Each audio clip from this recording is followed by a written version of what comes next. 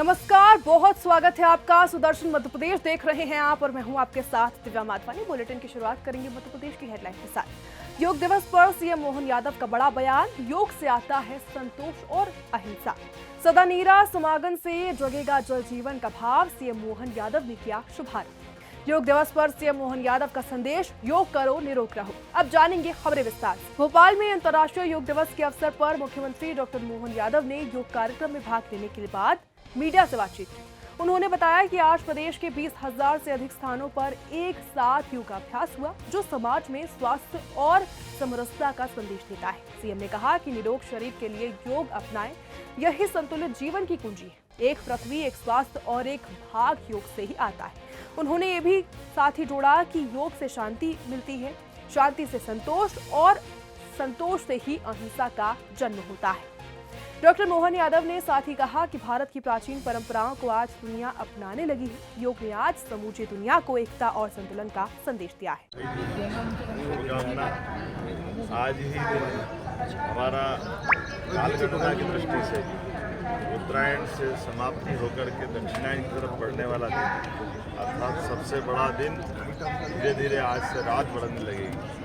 जैसे जैसे समय आगे बढ़ता जा रहा है। भोपाल के भारत भवन में मुख्यमंत्री डॉक्टर मोहन यादव ने सदा नीरा समागम का शुभारंभ किया, जो जल संरक्षण और नदी संरक्षण को समर्पित देश का पहला सांस्कृतिक और वैज्ञानिक अभियान है। ये आयोजन 25 जून तक चलेगा और जल गंगा संवर्धन अभियान का हिस्सा है। मुख्यमंत्री इस अवसर पर सदा नीरा लघु फिल्म और 7 पुस्तकों का लोकार्पण करेंगे। देश भर से आए 200 से अधिक लेखक, वैज्ञानिक और कलाकार इस आयोजन में भाग ले रहे हैं। कार्यक्रम में प्रदर्शनी, संगीत, नृत्य, संवाद के माध्यम से जल और जीवन की गहराई को जनमानस तक पहुंचाने का प्रयास किया जा रहा है। रागा ऑफ रिवर नर्मदा फिल्म और हमनवा नृत्य नाटिका विशेष आकर्षण रहेगी। इसके अलावा जल संस्कृति, लोक चेतना और जलचर जीवन पर आधारित वैज्ञानिक और फोटो प्रदर्शनी भी आयोजन का मुख्य भाग होंगी। लेकिन एक बात कभी गौर करके देखना, गंगा जी की जो जलराशि है, जो उसकी विशालता है, उस विशालता में गंगा जी की जलराशि को कई गुना बढ़ाने के लिए अगर बिहार के पास सोन नदी नहीं मिले तो वो गंगा जी अधूरी हो जाएगी। और सोन नदी कहाँ से निकलती? अमरकंटक से। नर्मदा जी के बिना राजस्थान, गुजरात और मध्य प्रदेश की जीवन की कल्पना करना आदि हो जाएगी। लेकिन हमारे यहाँ कोई ग्लेशियर नहीं है। हमारे यहाँ ये पर्वत रचनाओं के बलबूते पे, वन रचनाओं के बलबूते पर जल संग्रहण की इतनी बड़ी बड़ी धाराएं जा रही कि अगर सब धाराओं का जल राशि जोड़ दो तो यमुना जी गंगा जी से ज्यादा जल राशि अपने यहाँ है।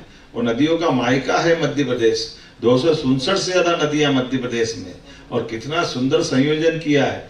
आधुनिक तकनीक के साथ प्राचीन परंपराओं को जोड़ते हुए सदा नीरा में सब चीजों को जोड़ करके एक तरह से इसके बारे में जो कल्पना की गई थी उसका साकार रूप देने का प्रयास इस सदा नीरा के माध्यम से हुआ है। सैटेलाइट के माध्यम से हमारी जल रचनाओं की। भोपाल में मुख्यमंत्री डॉक्टर मोहन यादव ने प्रधानमंत्री नरेंद्र मोदी के नेतृत्व में 11 साल के स्वर्णिम काल पर विस्तार से बात की।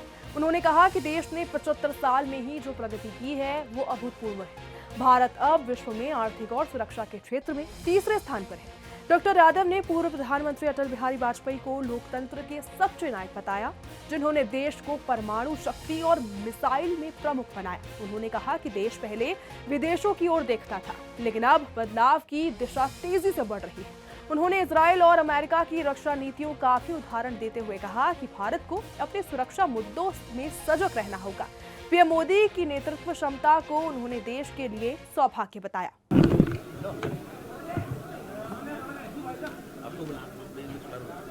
सीएम साहब बोलेंगे, पहले मैं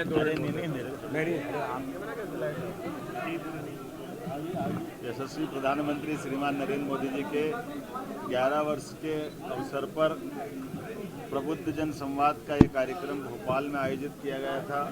हमारे साथ माननीय यशस्वी अध्यक्ष श्रीमान विष्णुदत्त शर्मा जी, हमारे महामंत्री माननीय भगवान दास सरनानी जी, माननीय राज्यसभा सांसद सुश्री कविता पाटीदार जी और अभी मंचस्थ सभी अतिथियों के साथ हमने प्रबुद्ध जन संवाद में सरकार की उपलब्धियां भी बताई और जनता से संवाद करके खुले मंच से भी बात की है कि आपको जो लगता मोदी जी की सरकार के अच्छे निर्णय के बारे में या सरकार के बारे में जिसके मन में जो आए। मुख्यमंत्री डॉक्टर मोहन यादव ने राज्य स्तरीय गौशाला सम्मेलन में गौमाता और गोधन संरक्षण को लेकर अपनी गहरी भावना जताई।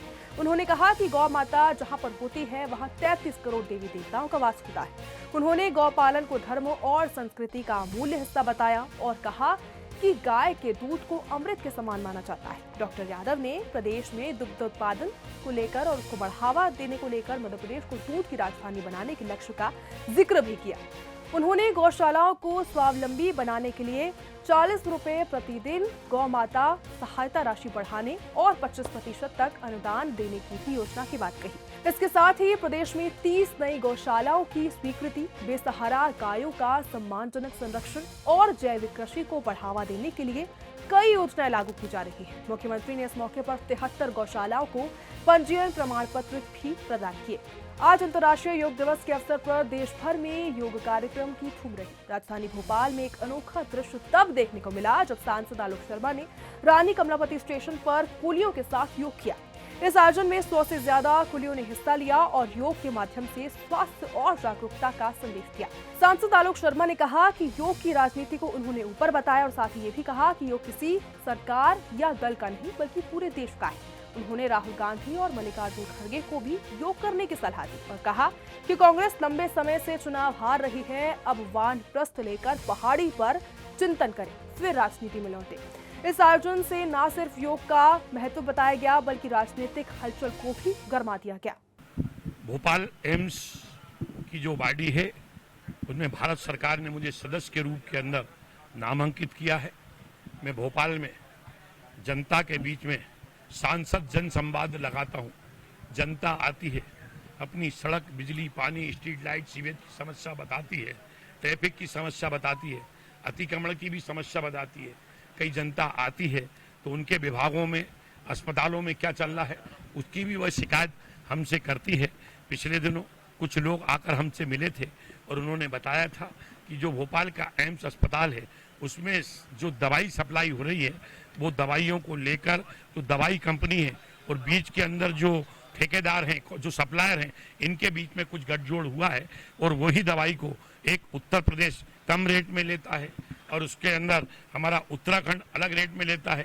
शाजापुर में आज अंतर्राष्ट्रीय योग दिवस के अवसर पर हायर सेकेंडरी उत्कर्ष विद्यालय मैदान में सामूहिक योग कार्यक्रम का आयोजन किया गया। इस कार्यक्रम में मध्य प्रदेश के उच्च शिक्षा, तकनीकी शिक्षा और आयुष मंत्री इंदर सिंह परमार भी शामिल हुए। इस साल का अंतर्राष्ट्रीय योग दिवस का विषय था एक पृथ्वी एक स्वास्थ्य के लिए योग। मंत्री परमार ने योग के महत्व और स्वास्थ्य लाभों पर विस्तार से चर्चा की। कार्यक्रम में बड़ी संख्या में प्रशासनिक अधिकारी, स्कूली छात्र छात्राएं और स्थानीय लोग शामिल हुए। सामूहिक योग प्रदर्शन ने उत्साह और स्वास्थ्य जागरूकता को भी बढ़ावा दिया।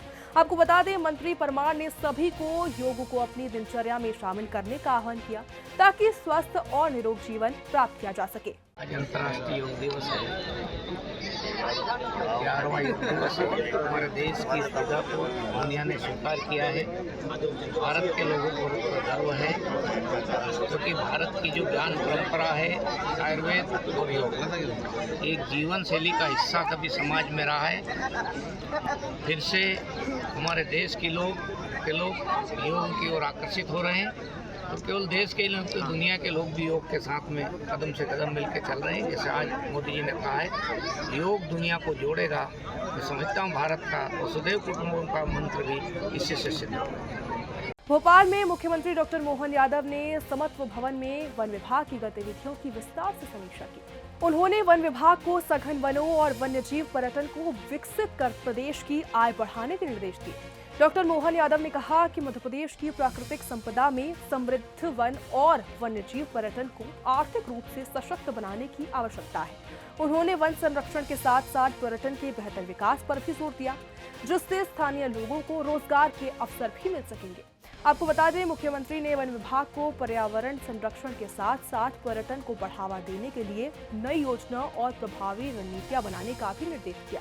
प्रदेश के समृद्ध वन क्षेत्र को न केवल संरक्षित करना है बल्कि उसे पर्यटकों के लिए आकर्षक स्थल के रूप में भी विकसित करना है। अब पासपोर्ट बनवाना सिर्फ शहरों तक सीमित नहीं रहेगा। विदेश मंत्रालय भारत सरकार ने आम जनता को बेहतर, पारदर्शी और सुविधाजनक सेवा देने के लिए मोबाइल पासपोर्ट वैन की शुरुआत की है। इस सेवा का उद्देश्य है प्रदेश के ग्रामीण और दूरस्थ इलाकों तक पासपोर्ट सुविधाएं पहुंचाना।